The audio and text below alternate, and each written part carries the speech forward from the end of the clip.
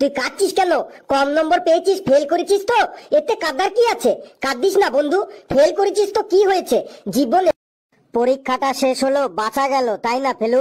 Result না দেখলে কি করে বুঝবো মরলাম না বাঁচলাম? এই সবাই চুপ, স্যার আসছে।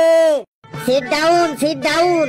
গুড মর্নিংটা শুধু আমার জন্য, তোদের জন্য আজ ব্যাড মর্নিং। একটু মন দিয়ে পড়াশোনা কর তোরা। ইচ্ছে করছে তোদের মুরগি বানিয়ে পুরো স্কুলটাতে ভন ভন করে ঘোরাই। তোরা আমার নাক কান কেটে ফেলেছিস একদম। সি সি সি। কি হলো স্যার, আপনাকে আজ খুব রাগি রাগি লাগছে? তোদের পরীক্ষার খাতা দেখে রাগে আমার একদম হৃৎপিণ্ড কম্পিটিশন শুরু হয়ে গেছে। স্যার এই তো দুদিন আগে পরীক্ষা দিলাম, এরই মধ্যে আমাদের খাতা দেখা হয়ে গেছে। কেন, খাতা দেখতে কি আমার এক যুগ লাগবে? হাবলু তুই এখানে আয়, তোর খাতা নিয়ে যা। আর শোন, এখানেই তোরা খাতা দেখবি। যদি কোনো অসুবিধা দেখিস, যেমন আমি নম্বর দিইনি বা যোগে ভুল আছে, এমন দেখলে এখানেই আমাকে বলবি। দিন স্যার। হাবলু সবার থেকে বেশি নম্বর পেয়েছে। হাবলুর জন্য সবাই একটা জোরে হাততালি দে একবার। ভেরি গুড হাবলু, যা জায়গায় গিয়ে বস। Congratulation Hablu brother. Keep it up Hablu brother. আজ ক্যান্টিনে সিঙ্গারা খাওয়াইন দিস। একটা কথা সবাই মন দিয়ে শোন, তোদের খাতা আজ বাড়ি নিয়ে গিয়ে তোদের বাবা মা ও দুজন পাড়া প্রতিবেশী সাইন করিয়ে আমাকে কালকে জমা দিয়ে যাবি। Okay sir. স্যার একটু বাইরে যাব, আমার মাথাটা যেন কেমন টনটন করছে। এই যে আমি এখন খাতা দিচ্ছি, আর ওদের মাথা টনটন, গা ঝনঝন, পা ঝিনঝিন, পেট খারাপ, পায়খানা, প্রস্রাব এইগুলো শুরু হবে এখন। বস, জায়গায় বস। হে উপরওয়ালা, হে প্রভু, শুধু 5 নম্বরটা পাইয়ে দাও আমাকে। Help me god, help me. Felu তুই চলে আয়। ফেলু রে, তুই আমার খাতাটাও নিয়ে আসিস প্লিজ বন্ধু। কেন রে ফেলু, তোর খাতা আনতে যাবে কেন? তুই কি তোর পায়ে মেহেন্দি লাগিয়ে এসেছিস? ঘেটু তুই চুপচাপ থাক বলছি। আমার মেজাজটা আর গরম করিস না, না হলে তোর কান ছিঁড়ে তোর হাতে ধরিয়ে দেবো। দিন স্যার, আর কালুরটাও দিয়ে দিন। এই নে, কালুরটাও নিয়ে যা। এই নে কালু, তোর খাতা। ওয়াও, 90 নম্বর পেয়েছি। 100-র মধ্যে 90 নম্বর পেয়েছি। মজা এসে গেল, একদম মজা এসে গেল। হে প্রভু, হে গড, তুমি আমার কথা শুনেছো, আমার কথা শুনেছো তুমি। তুমি ধন্য তুমি। আজই আমি বাড়িতে গিয়ে পার্টি দেবো। কালু রে, এত লাপালাপি না করে খাতাটা সোজা করে ধর। খাতাটা তুই উল্টে করে ধরেছিস। এটা কি হলো? 06, মাত্র 6 নম্বর পেলাম। হে প্রভু, মাত্র 6 নম্বর পেলাম আমি, তার মানে এবারও ফেল করলাম। নে এবার বাড়ি গিয়ে পার্টি কর আরো বেশি করে। এটা কি হইলো? 29 নম্বর পেলাম, মাত্র 1 নম্বরের জন্য ফেল।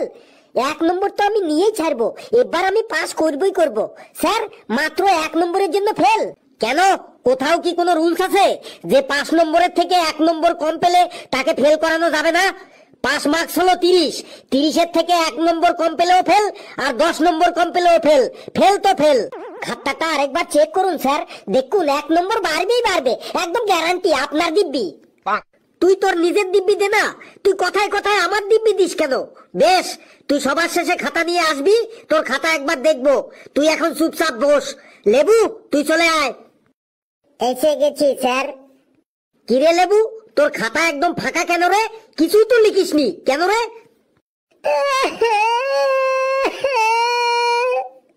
কি হলো রে, কাঁদছিস কেন তুই?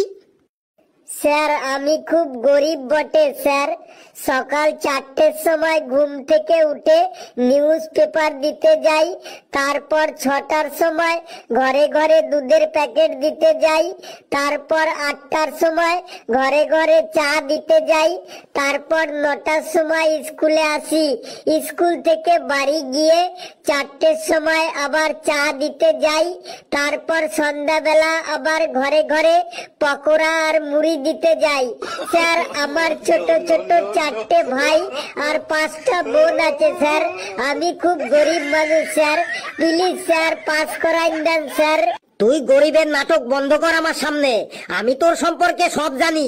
তুই আগে এটা বল যে তুই খাতাতে কিছু লিখিসনি কেন? তোর খাতা একদম খালি কেন?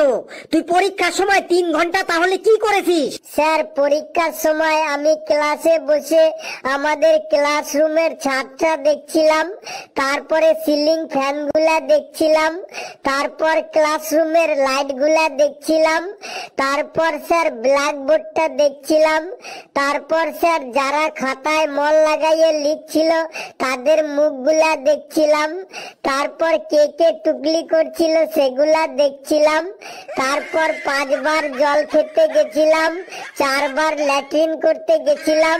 এই করতে করতে 3 ঘন্টা কি করে পেরেন গেল বুঝতেই পারিনি স্যার।